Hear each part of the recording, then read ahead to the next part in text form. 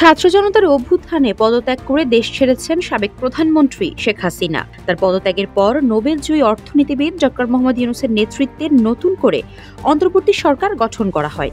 তবে সে সময় এমন কোনো বার্তা পাওয়া যায়নি যে কতদিন থাকবে এই সরকার। সম্প্রতি ১০০ দিন পূর্ণ করেছে অন্তর্বর্তী সরকার। নির্বাচন প্রক্রিয়া সহ নানামুখী সংস্কারে হাত দিয়েছে তারা।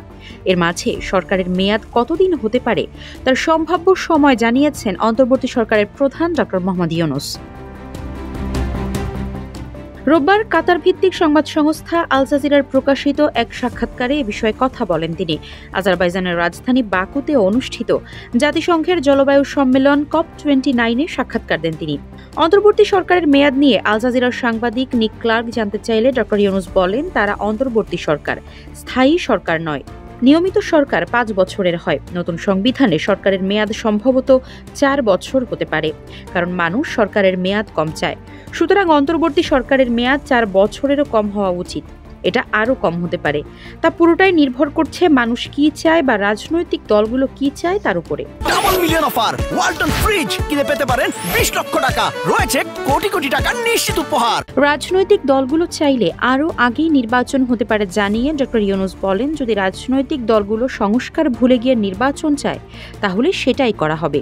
সেক্ষেত্রে অন্তর্বর্তী সরকারের মেয়াদ ৪ বছর হচ্ছে কিনা এমন প্রশ্নের জবাবে ডক্টর ইউনূস জানান, তিনি নির্দিষ্ট করে বলতে পারছেন না যে ৪ বছর। তিনি বলছেন এটা সর্বোচ্চ মেয়াদ হতে পারে, তবে সরকারের উদ্দেশ্য যত দ্রুত সম্ভব শেষ করা। পুরো সরকার ব্যবস্থা সংস্কার হবে বলেও জানান ডক্টর ইউনূস। তিনি বলেন, মানুষ নতুন কিছু চায়, সেখানে সব ক্ষেত্রে সংস্কার হবে, এমনকি সংবিধানও সংস্কার হচ্ছে। এই লক্ষ্যে নতুন সংস্কার কমিশন করার কথাও তুলে ধরেন তিনি। অন্তর্বর্তী সরকারের প্রধান উপদেষ্টা বলেন, দুটো প্রক্রিয়া একসঙ্গে চলছে, নির্বাচনের প্রস্তুতি এবং সব সংস্কার শেষ করার প্রস্তুতি।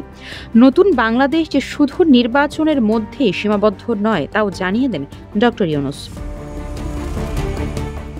সাক্ষাৎকারে শেখ হাসিনার ভারতে পালিয়ে যাবার প্রসঙ্গও উঠে এসেছে। ডক্টর ইউনূস বলেছেন, শেখ হাসিনা বাংলাদেশকে অস্থিতিশীল করার চেষ্টা করছেন, ভারত থেকে বাংলাদেশে বিক্ষোভের ডাক দিচ্ছেন। এগুলো বাংলাদেশের জন্য উপকারী নয়, তাই ভারতের কাছে তারা এসব বিষয়ে জানিয়েছেন। শেখ হাসিনাকে ফিরিয়ে আনার আইনি প্রক্রিয়া চলছে বলেও জানান ডক্টর ইউনূস। দোষী সাব্যস্ত হলে শেখ হাসিনার প্রত্যাবর্তন চাওয়া হবে। অন্তর্বর্তী সরকারের প্রধান বলেন, তারা যত এগিয়ে যাচ্ছেন তাদের তত বেশি কাজ শেষ করতে হবে। তারা কত দ্রুত রেল লাইন স্থাপন করতে পারবেন তার উপর ট্রেনের চূড়ান্ত গন্তব্য পৌঁছানো নির্ভর করছে, আর এটি রাজনৈতিক দলগুলোর ঐকমত্যের মাধ্যমে ঘটবে বলেও মন্তব্য করেন তিনি। আফসারা নাজ, নিউজ ডেস্ক, ইত্তেফাক।